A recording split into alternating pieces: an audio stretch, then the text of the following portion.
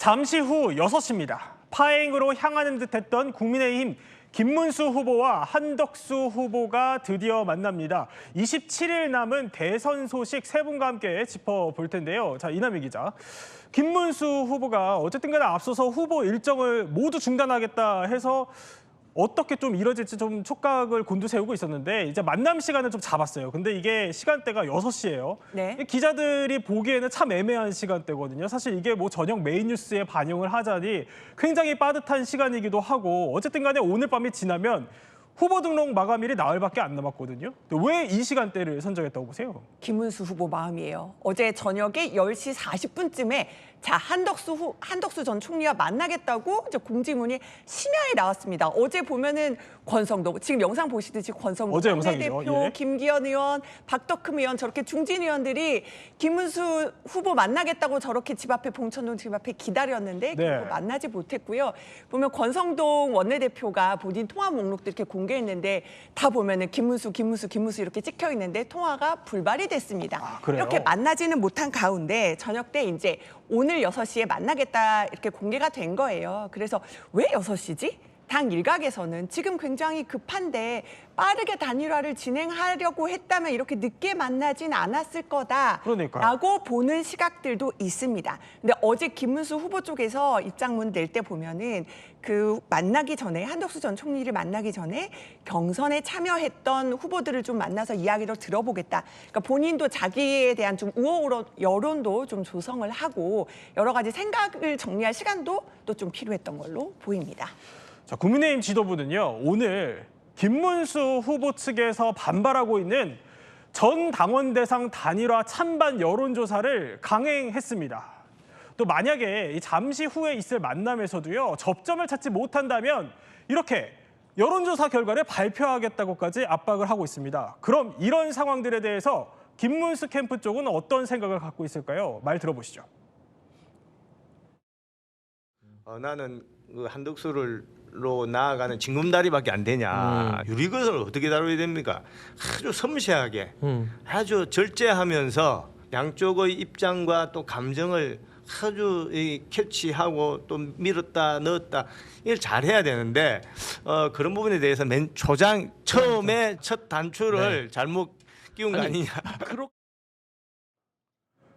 오준석 대변인. 그러니까 첫 단추부터 너무 당에서 무리하게 겁박하는 모양새로 가고 있는 거 아니냐 이런 불만이거든요. 근데 어쨌든 간에 지도부는 김 캠프에서도 공식 중지를 요청했습니다만 이 당원 대상 여론조사 지금 강행하고 있습니다.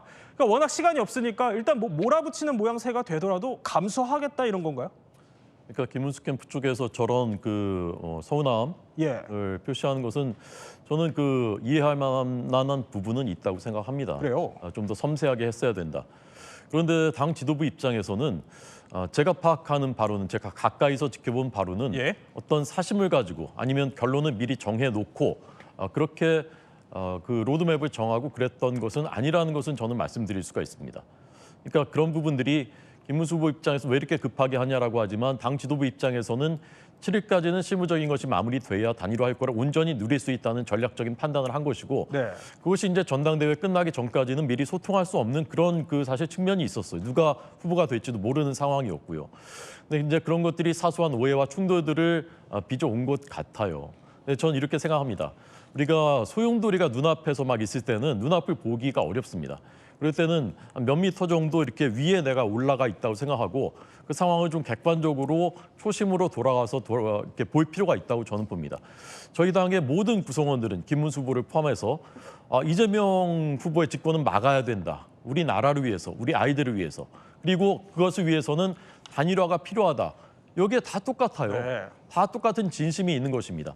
그런데 그 과정 속에서 오해와 이견들이 있는 것인데 오늘 6시 만남에서는 초심으로 돌아가서 좀 더 객관화하면서 역사를 생각하면서 두 분이 그런 결단을 해주기를 기대하고 네. 많은 국민들이 그렇게 기대하고 있습니다. 어쨌든 뭐 사심은 없었지만 세심하지 못했다는 걸 인정을 하신 셈인데 한번 일정을 볼게요. 당장 11일이 지나가면요. 이렇게 후보 등록 마감이 지나가면 만약에 한덕수 전 총리로 단일화가 한데도요. 기호 2번은 못 받고 뭐 몇 번으로 출마하게 될지도 사실 모르는 상황입니다. 이런 가운데 어쨌거나 김 후보 측의 차명진 전 의원은요, 오늘도 이렇게 여론조사 단일화는 없다, 못을 박았습니다. 그렇다 보니까 굉장히 국민의힘은 다급해졌습니다. 영상 하나 보여드릴 텐데요. 조금 전에 지금 이렇게 권성동 원내대표를 필두로 해서 의원총회를 열고 있는 상황입니다. 강성필 부대변인 보시기에 국민의힘에서 저렇게 의원총회를 연다고 한들 뾰족한 묘수가 나올 수 있어 보입니까?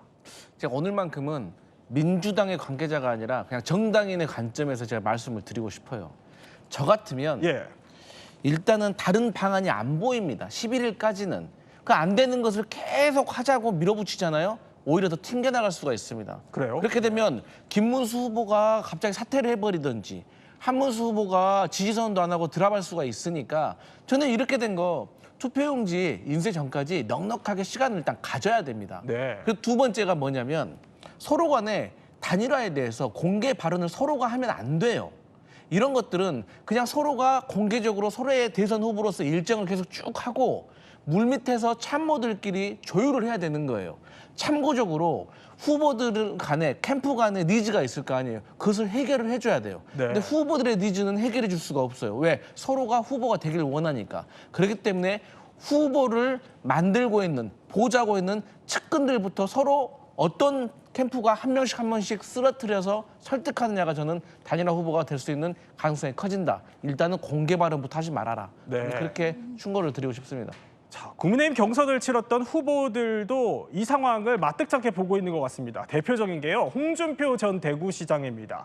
정계 은퇴를 선언은 했지만 이렇게 쓴소리를 계속 이어가고는 있습니다. 어제는요, 대선 후보 교체를 할 거면 경선 출마자들 선거 비용 보상하라 이렇게 주장을 하더니요, 오늘은 김문수 후보가 음험한 공작 역용하면 안 되냐, 그러니까 자신을 떨어뜨리려고 했던 음험한 공작이 있었는데 이걸 김 후보가 역이용했을 뿐이다 이렇게 주장을 하고 있습니다. 자, 호주석 대변인, 경선 후보들의 반발도 좀 만만치 않은 것 같은데 조금 전에 김문수 후보가 저렇게 안철수 의원이랑 만나는 사진을 안철수 의원 측에서 공개를 했어요. 네네. 무슨 얘기 나눴을까요? 안철수 전 후보가 탄핵과 계엄에 대해서 이제 사과해야 된다라는 그런 이제 말씀을 하셨다고 하고요. 그래요? 예. 단일화에 대해서는 기본적으로 원칙적으로 필요하다라는, 사실 그러니까 그 부분은 다 공감대가 있는 거예요. 근데 제가 보는 견지에서는 이렇습니다. 만약에 11일 이전에 단일화가 되지 않는다면 그러면 김문수 후보가 국민의힘의 당력을 다 모아서 국민의힘 대선 후보로서 선거운동을 할 수 있느냐, 지금 상황 보면 사실 쉽지가 않아 보입니다. 그리고 어차피 저는 단일화는 언젠가는 불가피하게 될 것이라고 보는데 네. 그것이 이제 25일까지를 봤자 사실 11일과 25일 사이에는 2주밖에 없습니다. 이제 그 중간이라고 하면 18일이나 이렇게 될 텐데 그때까지 선거운동을 일주일 더 한다고 해서 현재 지지율에 드라마틱한 변화가 있을 가능성은 그다지 높지 않다고 봅니다. 저는 김문수 후보 입장이라면 지금 좀 불리하더라도 네. 희생적인 대승적인 결단을 한다면 그것이 오히려 지지율의 변화를 만들어낼 수 있는 가장 좋은 모멘텀이 될 수 있을 것이다. 네. 노무현 정몽준 단일화 때 똑같았거든요. 그때도 뒤지고 있었던 노무현 후보가 불리하다는 문항을 수용하면서 결과적으로는 역전을 만들어낸 것입니다. 그래서 그렇게 해서 아름다운 단일화를 이뤄냈으면 좋겠다. 저는 그렇게 생각합니다. 자, 당 지도부가 뭐라는 붙이고 있지만 김문수 후보 쪽에도 힘을 실는 사람들이 있어요, 이남희 기자.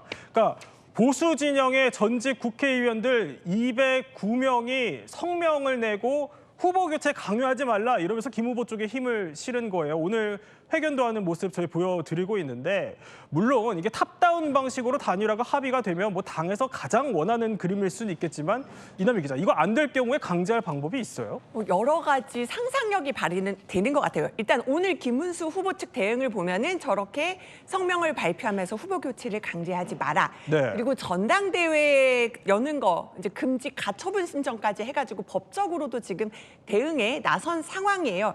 여기에 대해서 이제 만약에 정말 단일화가 안 되면 어떻게 할까?